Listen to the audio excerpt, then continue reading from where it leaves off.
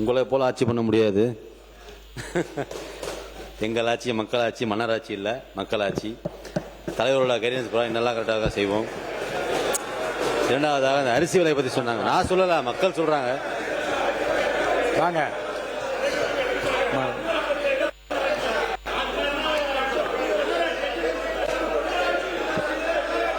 கடந்த ஆண்டு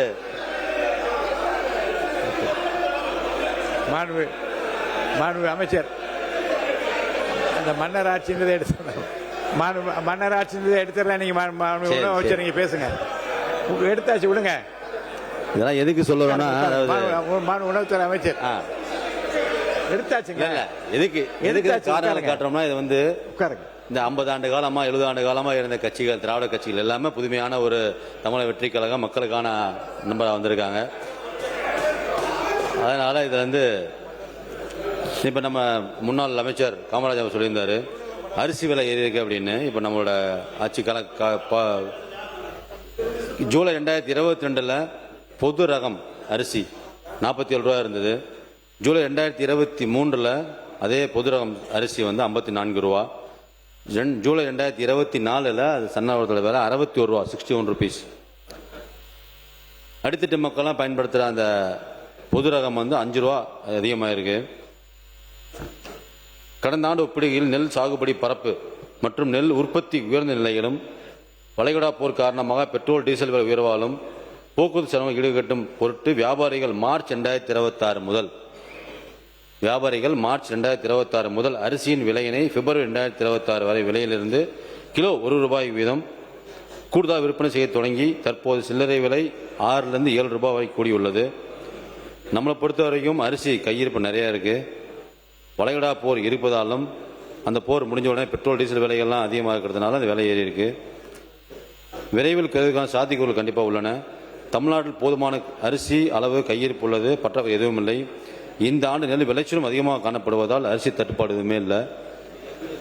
இது முந்தைய இந்த உயர்வு வந்து மற்ற ஸ்டேட்டோட கம்பேர் பண்ணலாம்.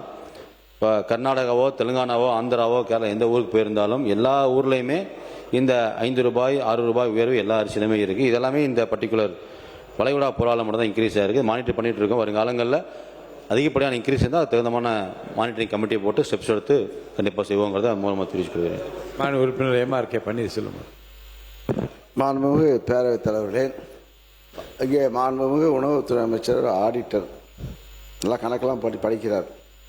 அவரே அதிகமாக உற்பத்தி பண்ணுறோன்னு. இப்போ அவரே 5 ஆண்டு காலத்தில் விவசாய உற்பத்தி அதிகமாகிடுச்சு, இப்போ அதிகமாக உற்பத்தி ஆகிடுச்சு. அதனால் இப்போ வச்சுக்கிறாரு.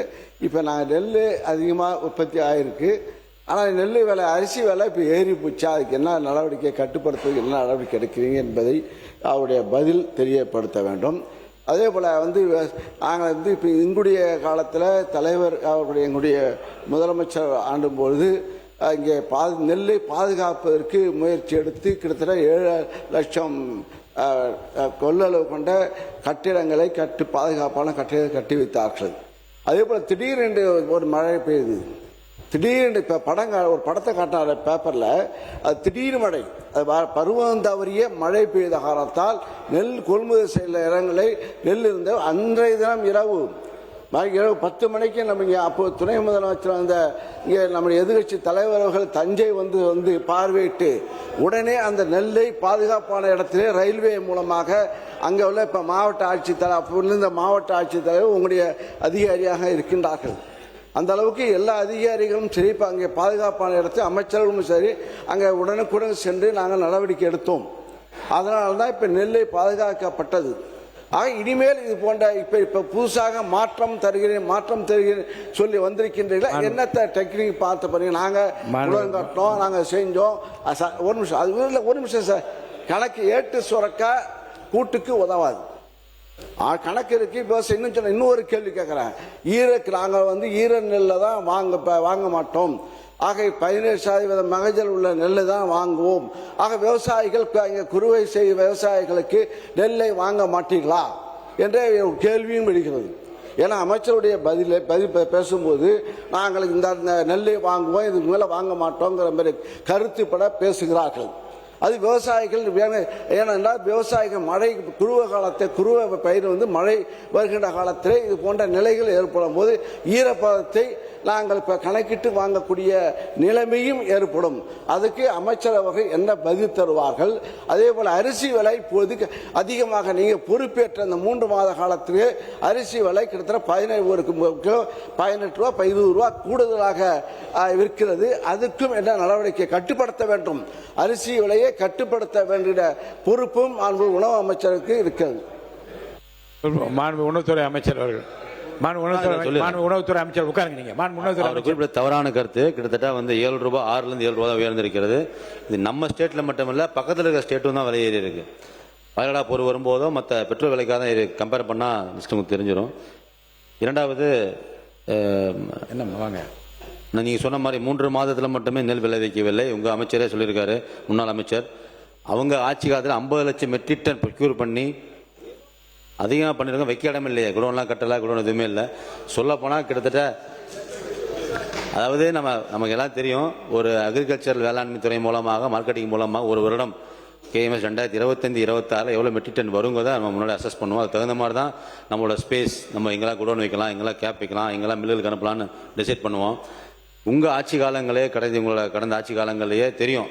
குறுவையோட 2025-26 கேஎம்எஸ் ஆரம்பிக்கிறதுனால இந்த வருடம் வேளாண் துறை மூலமாக கிட்டத்தட்ட 50 லட்சம் மெட்ரிக் டனுக்கு மேலாக நமக்கு நெல்மணிகள் வரும் தெரியும். ஆனால் அதுக்கு அதுக்கு தகுந்த மாதிரி முன்னெச்சரிக்கை நடவடிக்கை எதுவுமே எடுக்கலை. வாங்கியாச்சு, அங்கங்கே அடுக்கி வச்சாச்சு. இப்போ எங்ககிட்ட 100 நாள் தான் இருக்குது. எங்கிட்ட இப்போ உடனே குடோனு கட்டுங்க, உடனே ப்ராசஸ் பண்ணுங்கன்னா, உங்கள் ஆட்சி காலங்கள்லேயே இப்போ நான் சொன்ன 36 கவர்டு குடோன், 71 அன்கவர்டு குடோன் எல்லாமே ப்ரொப்போசல் இருந்திருக்கு 2025.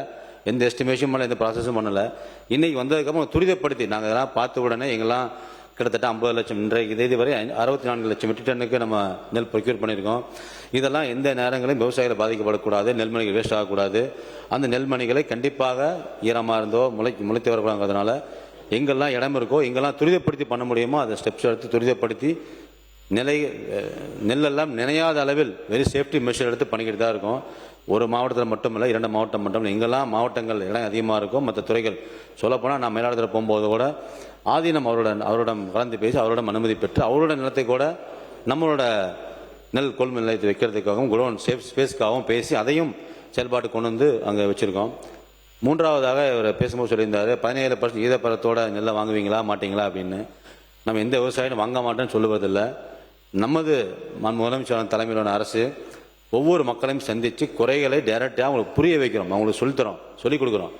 நீங்கள் 17% அதிகமான நெல் கொடுத்துருந்தால் நீங்கள் கொடுத்த உழைப்பு, உங்களோட உழைப்பு 100 நாள் 200 நாள் உழைத்து அந்த நெல்களை கொடுக்குறீங்க, உங்கள் உழைப்பு வீணாகக்கூடாதுங்கிறதுனால அவங்களுக்கு விவரமாக சொல்லிக் கொடுத்து நீங்கள் கொடுத்த ஒவ்வொரு நெல்மணியையும் பயன்பாட்டு கொண்டு வரணும்.